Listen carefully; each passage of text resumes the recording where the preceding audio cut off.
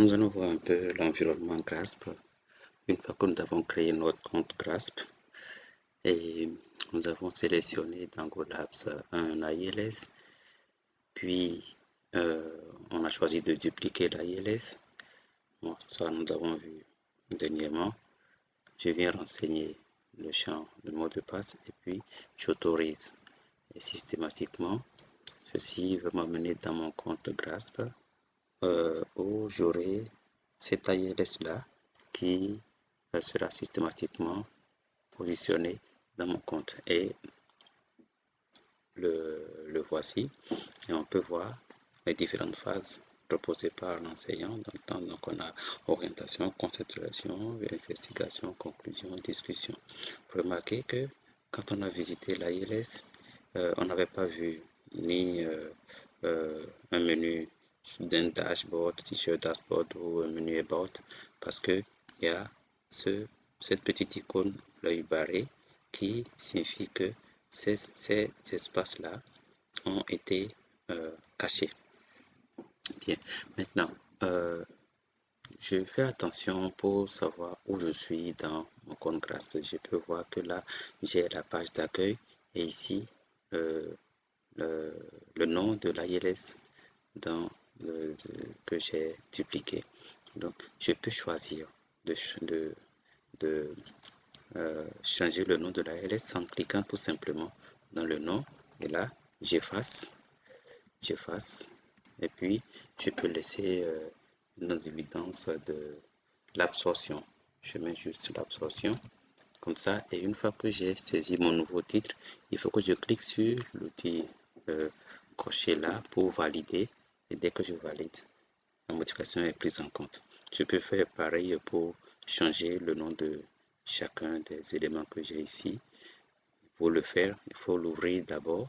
Quand j'ouvre, je clique sur le nom, ça me donne la main pour effacer et changer si je veux. Je veux changer. Si je ne veux pas, je ne coche pas et je clique tout simplement dans le vide. Et puis, je peux voir dans l'orientation, l'enseignant a placé du test de bienvenue et l'outil Input Box. J'ai la latitude de déplacer les éléments comme je veux. Je peux déplacer à gauche ou à droite pour le positionner afin d'avoir l'affichage que je désire. Je peux aussi, quand je reviens là, au lieu d'avoir tout ceci affiché comme ça, je peux le faire afficher sous forme de liste où j'ai plus de détails sur le concepteur et tout ça. Bien, je reviens dans ce mode. Et voilà ce que je peux faire. Ici, je peux ajouter un autre espace. Par exemple, si je veux ajouter, créer une évaluation, par exemple, je clique sur le plus là. Et ce que je vais créer une nouvelle phase.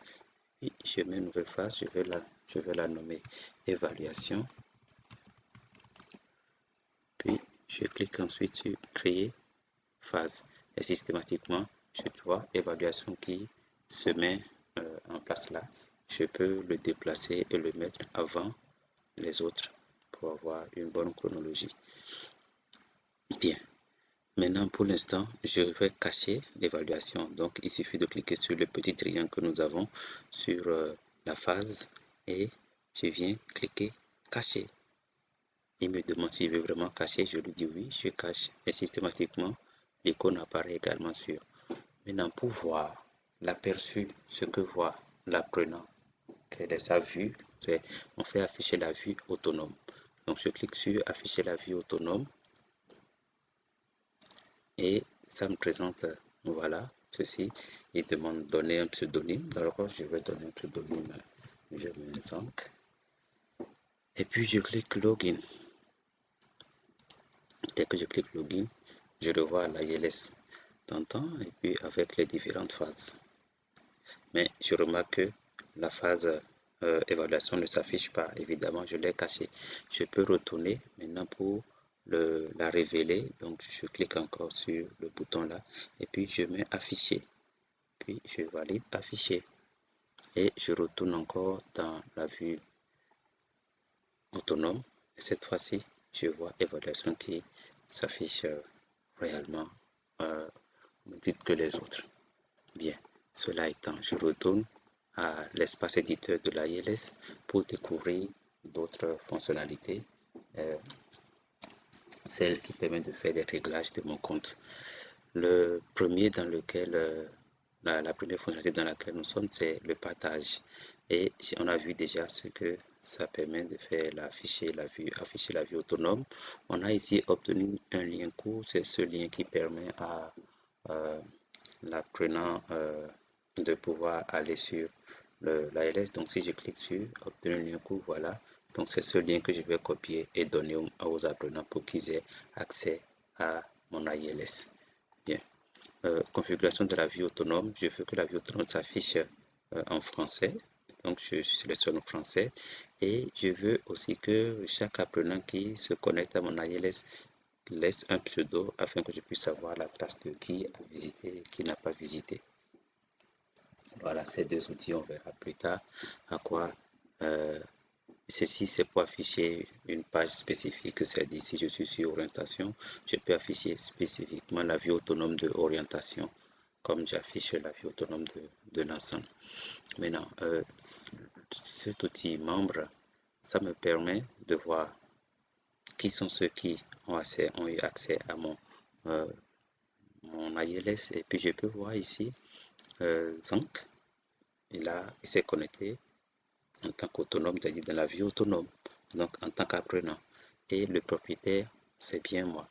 Maintenant, si je veux ajouter un autre participant, qu'est-ce que je fais? Je clique là, il faut que le participant là, l'enseignant là, soit au préalable enregistré sur GRASP également. Je connais son nom, je tape son nom, je mets Hervé,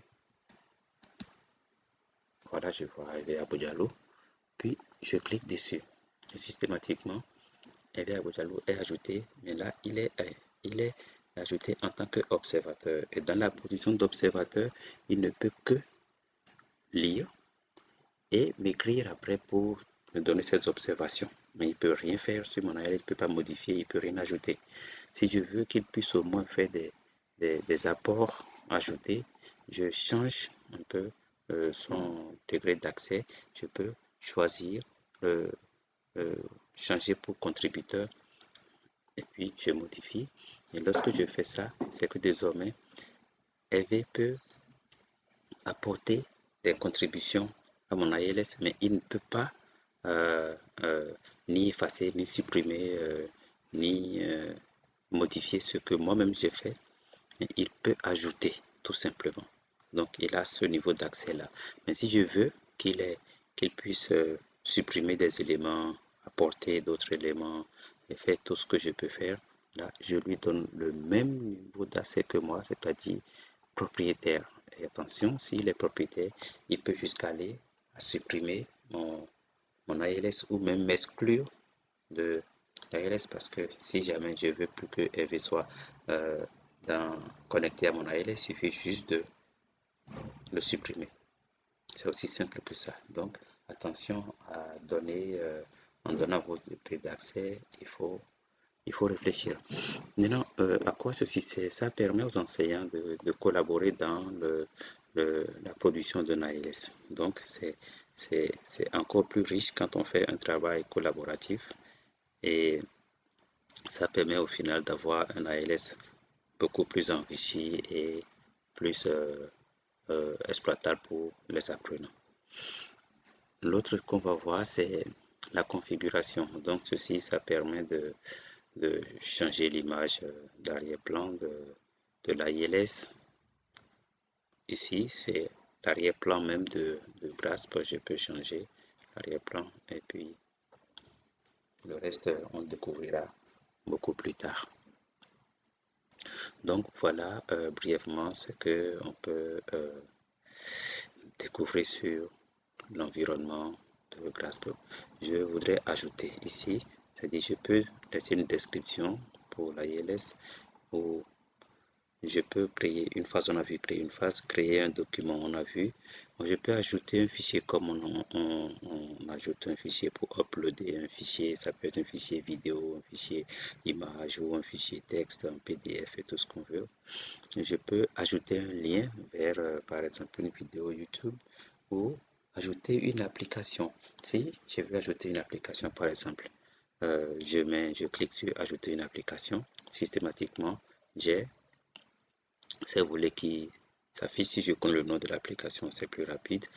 Et si je choisis par exemple d'ajouter l'application de Grâce, ça me permet déjà de voir les applications qui peuvent fonctionner hors ligne ou en ligne. Donc si je prends par exemple l'application test, input test, systématiquement je peux le jouer je peux l'utiliser si je compte en fait produire un ALS qui est destiné à être exploité hors connexion. Donc il suffit de cliquer sur l'application, il s'affiche si c'est dans l'un de ces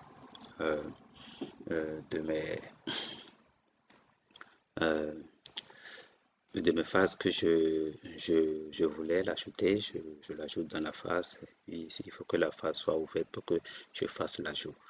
Mais bon, il n'a rien à foutre ici, alors je le supprime. Pour le supprimer, il suffit de cliquer sur l'icône là, le petit triangle, et je fais supprimer et dit oui, je supprime. Et puis c'est tout, c'est parti. De même, si je veux ajouter un laboratoire, c'est aussi simple, je connais le nom, le mieux, c'est connaître le nom avant de, sinon c'est fastidieux pour trouver un labo et travailler avec ici parce qu'il y en a un peu de trop. Tu ne peux pas appliquer les filtres ici. Donc, c'est mieux de connaître le labo, de le sélectionner depuis Colabs ou alors de connaître son nom tout au moins en venant ici et on tape juste le nom. Si je mets plasmolyse par exemple, plasmolyse, voilà. Donc, j'ai mon ALS qui s'affiche et je sais qu'il est jouable hors ligne, ainsi de suite. Et je clique dessus tout simplement pour l'ajouter et il se met là. Bon, il n'a rien à faire là. Je le supprime. Voilà, je peux aussi ajouter, créer une discussion. Et créer une discussion, ça va me permettre de mettre l'application SpeakUp qui permet aux étudiants de collaborer entre eux, de donner leur avis sur ce que font leurs camarades, etc. Donc, si par exemple j'affiche la vue autonome avec ça, je veux voir ici l'application SpeakUp qui tente de... Voilà, là il dit je n'ai pas encore créé de classe parce qu'il faut la paramétrer, créer des classes pour qu'ils puissent s'y retrouver pour discuter entre eux. Donc si j'ouvre, je dois pouvoir paramétrer, donc je crée des numéros de classe, de salle, ainsi de suite, pour qu'ils puissent rejoindre et discuter entre eux. Puis je ferme. Donc voilà un peu le tour de ce que nous pouvons apprendre de l'environnement GRASP pour l'instant. Je vous remercie.